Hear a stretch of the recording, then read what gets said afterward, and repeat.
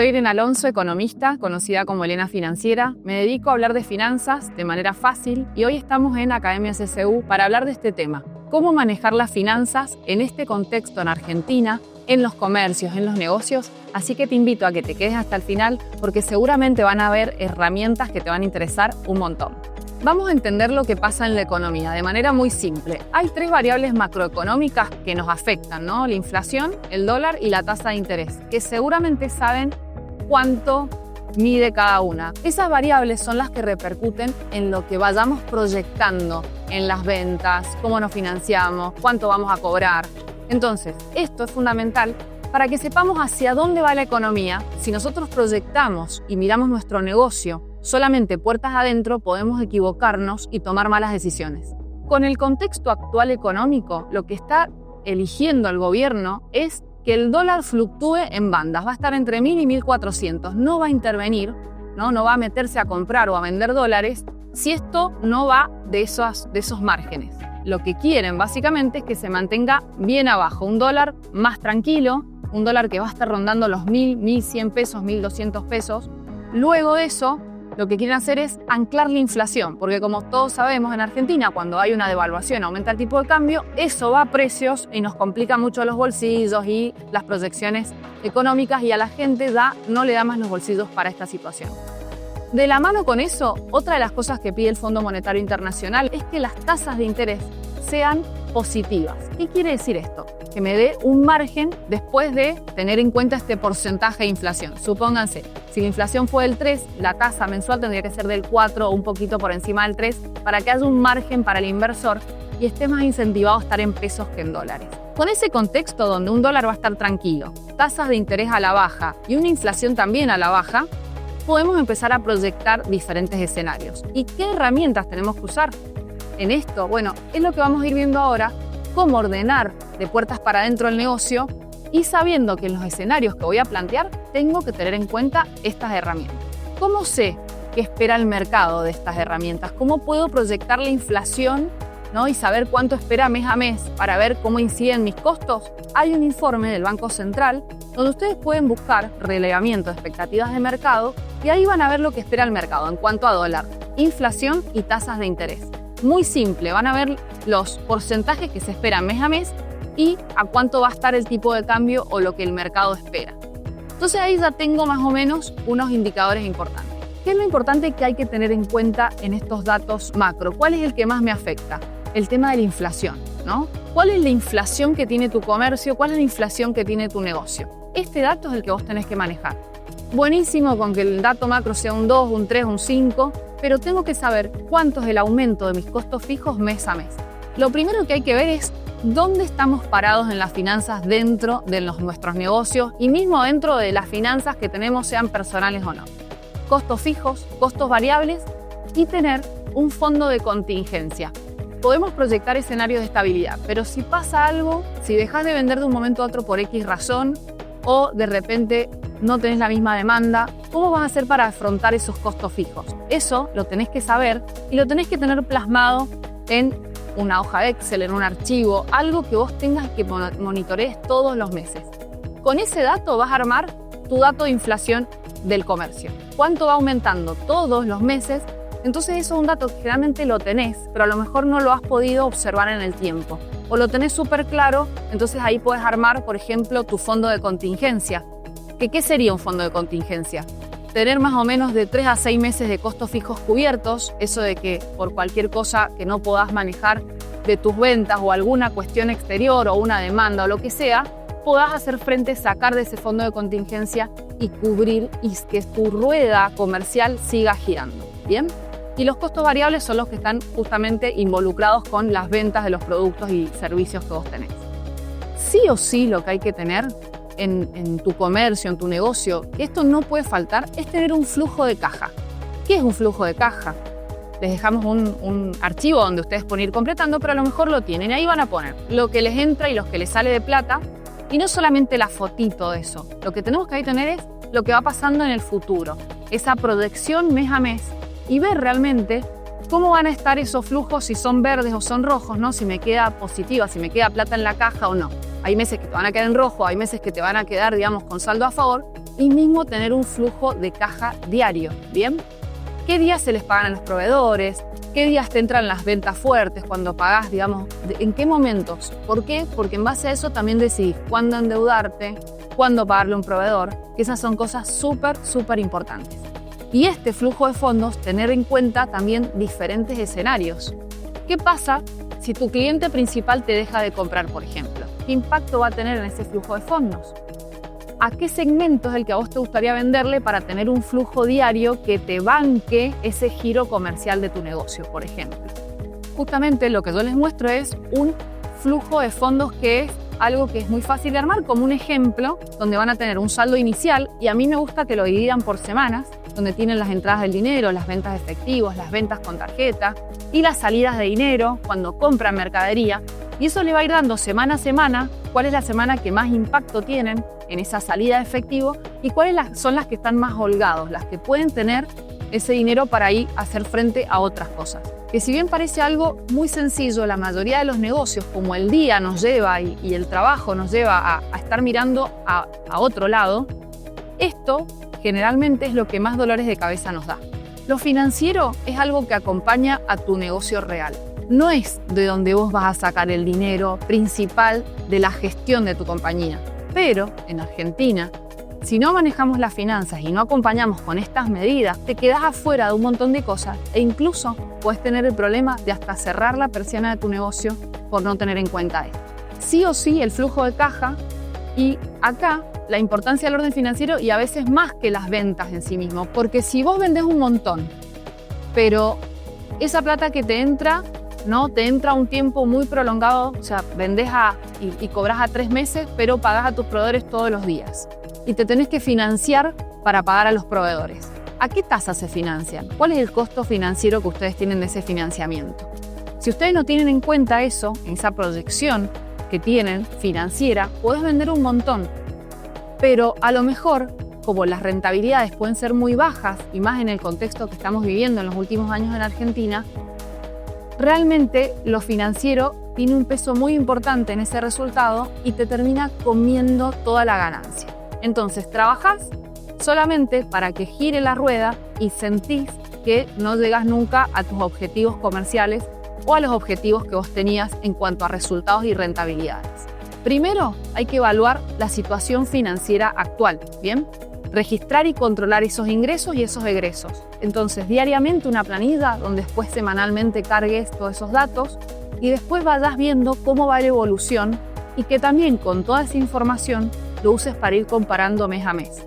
Hay negocios y comercios que tienen ventas estacionales, entonces por ahí no sirve comparar con el mes anterior, pero sí te sirve comparar con el semestre anterior, con el mismo mes del año pasado, ver en cantidad de unidades vendidas, en cantidad de servicios prestados, y en ese sentido vas comparando cómo va evolucionando tu flujo financiero. Y después tenés que planificar a corto y a mediano y largo plazo. ¿Y cuáles son estos plazos en Argentina? Que muchos a veces me preguntan. Depende de la situación del país, la estabilidad que haya el largo plazo se va alargando más mientras más estabilidad hay. El corto plazo es muy cortito, no hablamos más de 3 meses, ¿no? Más de mediano plazo, más de eso, y si más de un año en Argentina podría ser un largo plazo. ¿Tenés un presupuesto de ventas armado? ¿Cuánto especulás que vas a vender y cuánto esperás que vas a vender? Eso sí te puedes guiar en cuanto al año pasado, y por ahí la proyección, si es más positiva o más negativa por X acciones que has hecho en cuanto a marketing o a otras herramientas, podés más o menos ver. Y tenés que saber lo mínimo que tenés que vender para poder tener esos costos fijos cubiertos y no siempre endeudarte para cubrirlos. Esto es muy importante porque hay meses donde uno tiene que tomar deuda, y también vamos a ver cómo tomar esa deuda y hacerlo de buena manera. Entonces, esta cuenta de planificación financiera es como la cuenta del almacenero, pero hay que hacerla un poquito más bonita en un Excel, que por eso se los dejamos y se los compartimos. ¿Cómo perfeccionamos esa cuenta del almacenero? ¿Qué podemos ponerle a todos esos datos que anotamos, ¿no? A lo mejor en un Excel bastante rudimentario, pero que nos sirve justamente hacer un análisis inicial. ¿Cómo está en ese flujo de caja los verdes, los rojos? ¿Siempre te falta plata? ¿O la verdad que tenés un excedente muy grande en un momento y después tenés que empezar a pagar y llegás a fin de mes como ni siquiera podés tener una rentabilidad que sepas? Entonces, ver si tengo en cuenta cuál es mi rentabilidad, cuáles son mis egresos y mis ingresos promedios mensuales, identificar lo que vas a recibir por ventas y lo que vas a pagar también a proveedores. En la línea del tiempo, lo tenés que ver, identificarlo bien. En ese flujo que les compartimos, ahí pueden ir cargando toda esta información que seguramente la tienen, o si no la tienen que sí o sí armar. Eso es, termino esto y me siento a ver, y a lo mejor con la persona que lleva esta parte más fina dentro del comercio o alguien que esté en la parte administrativa, si es que lo tienen, y si no, hacerlo ustedes mismos. Determinar justamente cuál es el capital de trabajo. ¿Qué es esto, no? Cuando uno va al banco, por ejemplo, te dicen, bueno, vas a pedir un préstamo y lo primero que te va a preguntar el banco es ¿para qué lo querés? ¿Para capital de trabajo o para hacer algo para invertir? El capital de trabajo es lo que hace que gire la rueda, ¿no? Lo que necesitas de pagar sueldos, impuestos, para que tu empresa justamente esté en funcionamiento. Ese valor lo tenés que tener. Y a lo mejor lo tenés más o menos en tu cabeza, pero hay que anotarlo. Entonces, cuando empecés a anotar todos los costos fijos, los costos variables, ese dato lo vas a ver bien simple y lo tenés que tener acá como muy fijo en tu cabeza para que sepas cuándo te puede faltar capital de trabajo y cuándo no, de acuerdo al contexto que esté Argentina y si podés o no tomar deuda, por ejemplo. Ahora de ahí, cuando ya tenemos la diaria, que es el flujo de caja, esto de los ingresos, lo que entra, lo que sale, tenemos que armar cuánto ganamos. ¿Cómo armamos ese estado de resultados? Que tiene un nombre contable, pero la verdad puede ir el balance contable por un lado, pero ustedes tienen que saber cuánto es la rentabilidad. Y no es lo que le marginan al producto, porque acá a veces hay un error. Bueno, sobre el precio de costo, un 20%. Eso que se estás poniendo al producto, ¿realmente lo estás poniendo porque es lo que pone el mercado o en algún producto no te queda otra, pero con los otros tenés que marcar la diferencia? Entonces el estado de resultados lo que me va a mostrar es esto. Los ingresos que tengo por ventas, los costos que tengo por ventas, los sueldos, por ejemplo, eso me va a dar un resultado. Después a eso le descuento los impuestos, voy a tener otro resultado y ahí voy llegando a ese margen neto que tengo mes a mes. Hay meses que a lo mejor los márgenes van a ser negativos, hay meses que van a ser positivos. Ahora, si son siempre negativos, una alarma, claramente, porque ahí hay algo que mejorar. Y si son siempre positivos, buenísimo, porque el negocio está dejando rentabilidad y hay que ver después qué se hace con eso. ¿Qué herramientas prácticas puedo empezar a adoptar y que veo que en las empresas y los comercios y empresas con las que trabajo tienen estos problemas? Si vos tenés un rol participativo dentro de tu comercio, de tu negocio, sí o sí tenés que tener un sueldo asignado. ¿A quién no le pasa que paga todo? El negocio funciona, vendo, pero no me queda plata en el bolsillo o voy sacando del negocio lo que voy necesitando y la verdad es que ni sé ni lo que gasto personalmente ni la plata que me puede pagar la empresa. ¿Por qué es importante que se asignen un sueldo todos los que tengan un trabajo dentro del negocio? Por varias cosas. La primera es para ordenarte personalmente en tus finanzas, pero si ponemos el foco en el negocio, es para saber si el negocio se banca pagar un sueldo a alguien que lo haga. Si no fueras vos, ¿podrías pagarle a alguien que haga ese trabajo? Y que aparte no estresás el flujo de fondos de la empresa. Porque a veces el mayor problema que tiene el comercio, la empresa, el negocio, es el propio dueño, que va, saca plata de la caja y después cuando tenés que hacer frente a obligaciones realmente para hacer girar la rueda del negocio, no alcanza y es porque no sacaste bien los números. Entonces, ¿cuánto necesitas para vivir? ¿Cuántos son tus costos fijos personales, tus gastos fijos? Podés setear un sueldo en base a eso y en base a cómo está el mercado, por ejemplo. Otro tema muy clave dentro de los comercios y negocios es manejar bien el stock de mercaderías. En una situación donde hay inflación, claramente estoquearse de mercadería es un buen hábito. A veces también, como siempre ha habido inflación, tenemos esta costumbre de estoquearse y de tener ahí siempre para vender. Y a veces no es lo mejor cuando el contexto cambia, como por ejemplo ahora que la inflación está a la baja. Entonces ahí hay que tener bien claro cuál es el stock óptimo que tengo que tener para que pueda tener, entre que me visita el proveedor entre una semana y otra, para no quedarme sin mercadería y evitar una venta, pero sí tener a veces el stock que necesito y no tener tanta mercadería, porque también financieramente puede socavarles a ustedes esa rentabilidad final. Tienen que mantener un mínimo de stock eficiente cuando la inflación está a la baja. Cuando está a la alta, claramente lo que conviene es estoquearse. Y también depende de cada rubro que ustedes vendan. No es lo mismo, ¿no?, alguna mercadería que otra o algún producto que otro. Y a veces tenés alguna promoción pagando de contado, entonces a veces te conviene estoquearse porque esta situación les favorece. Pero tengan en cuenta esto. Cuando ustedes van a decidir cuánto compran, ¿quién decide eso? ¿Lo decide la persona que está detrás del mostrador el día que va el proveedor a vender? ¿O ustedes ya tienen una bajada de línea en cuanto a esa cantidad que van a comprar? Entonces, planificar las compras es muy importante. Tener de cada ítem que venden, cuánto venden de cada uno por mes, ¿bien? ¿Cuánto les quedó? Hacer ese inventario a fin de mes. Yo sé que es difícil, pero hay un momento en el mes donde ustedes tendrían que, puertas adentro de sus comercios, hacer ese trabajo, inventariar los productos que tienen y ver cuánto es lo que realmente venden. Entonces ahí van a decir, no, ¿por qué tengo tanto stock de esta mercadería? Bueno, compré de más y esta al final no la vendí y de la que más vendo no tengo. Entonces ahí van a empezar a eficientizar el manejo de ese stock. Fíjense que son pasos simples. Hacer el stock de mercadería, el inventario y luego ver a dónde van a poner justamente, dónde van a ajustar, qué tuerca van a ajustar, qué producto van a comprar más o qué producto van a dejar de comprar.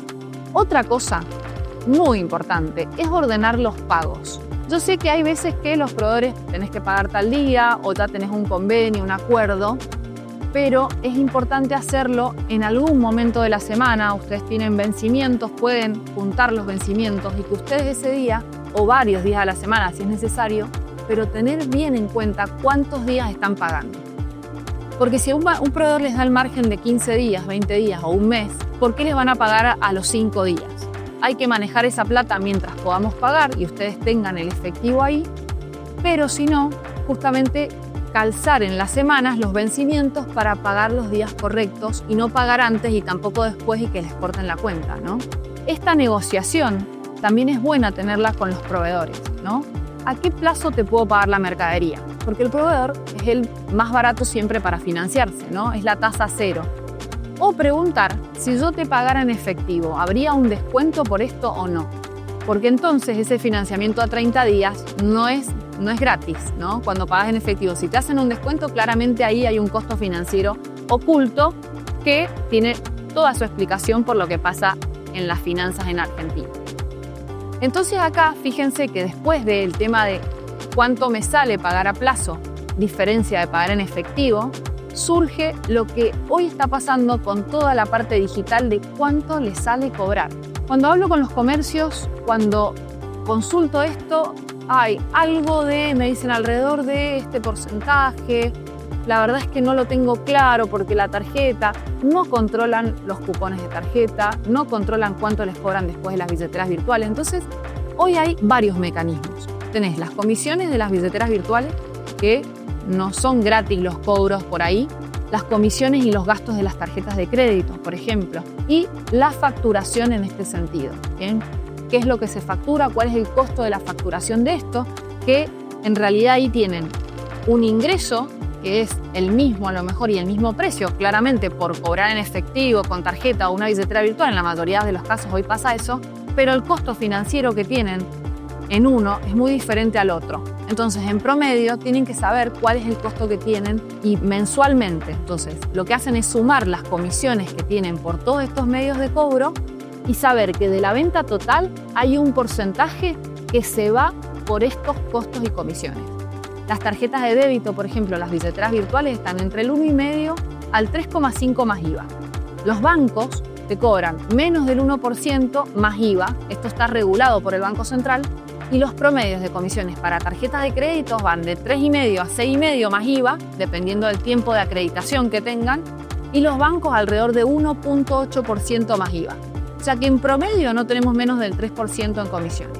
Entonces vos decís, bueno, no es tanto, pero va sumando más los aumentos que vienen de la luz, el gas, el combustible que puede generar también un aumento por inflación. Bueno, todas estas cositas van sumando y van erosionando la rentabilidad y ahí es donde tenemos esa sensación de trabajo y nunca la veo. Bueno, estas cosas son súper importantes tenerlas en cuenta.